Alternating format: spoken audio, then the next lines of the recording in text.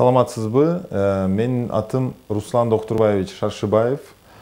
Мен Виданта, Бишкектеги Виданта клиникасынын интервенционный радиология жана кардиологиянын бөлүм башчысы болом. Бүгүн сизге интервенционный радиология жөнүндө айтып кетким келет. Интервенционный радиология бул медициналык радиологиянын жана световой лучевой диагностика деген УЗИ, томография, МРТ, ангиография деген заманбап аппараттарды колдонуп малотравматичный жанагы кеспей кичинекей тешиктерден сосудтар менен барып, тамырлар менен барып заманбап операцияларды өткөргөн бөлүмүнүн аты интервенционный радиология деп аталат. Биз кайсы операцияларды кылабыз?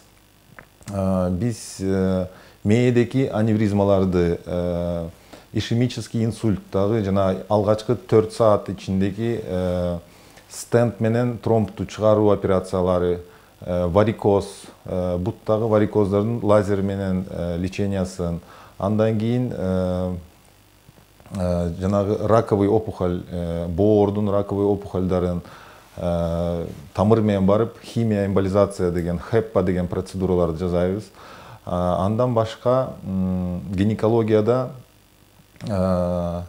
миома матки деген патологияны тамыр менен барып кеспей матканы сактап, ошол маткага кан алып бара турган бүт сосудтарды кичинекей түтүктөр менен катетер деп айтылат, катетерлер менен барып ошол эле гана сосудтарды жаап операция кеспей матканы чыгарбай ошондой операцияларды өткөрөбүз. Биздин операциялардын жанагындай жакшы жактары общий наркоз пациенттер албайт. Андан кийин операциядан кийин 1-2 күн эле калат. Кичинекей проколдордон ийнелер менен иштеген үчүн көп кан жоготпойт операция учурунда. Азыр бүткүл дүйнөдө ошол интервенционный, малотравматичный процедуралар, операциялар абдан өнүгүп келатат. Бүгүнкү тема инсульт. Инсульттун 2 түрү бар.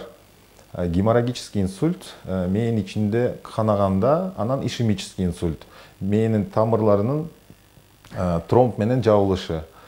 Ошол Кыргызстанда ушул патология абдан көп, тилекке каршы, анткени заманбап аппараттар жана заманбап процедура операцияларды билген дарыгерлердин аз болушуна байланыштуу деп ойлойм. Эми буюрса Кыргызстанда да өнүгүп келатат.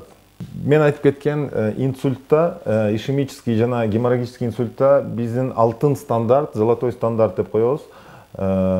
Ангиография.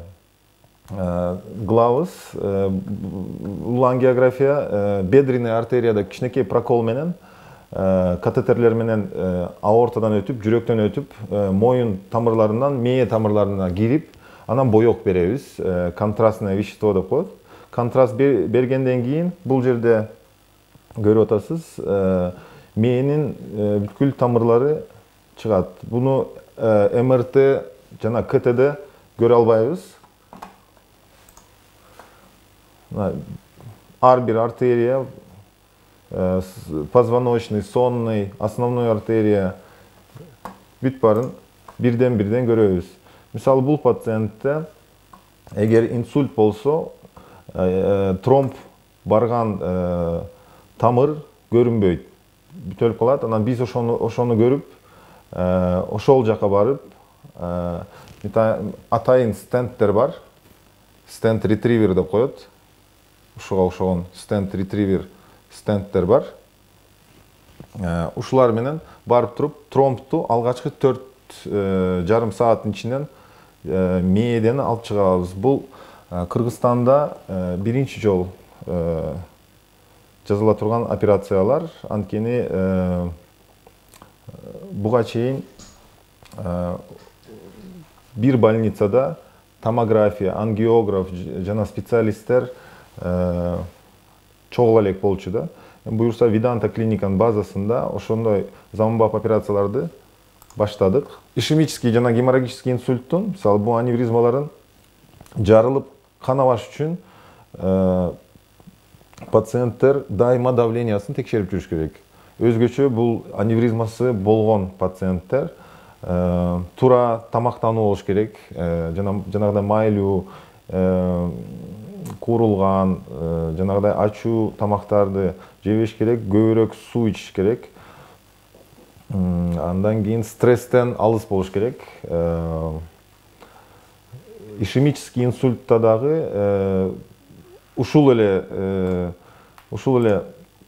эмелерге караш керек. Тамактануу, давлениясы текшерүү, андан кийин холестеринди караш керек. Внутренний сонный артерияларда бляшка болот.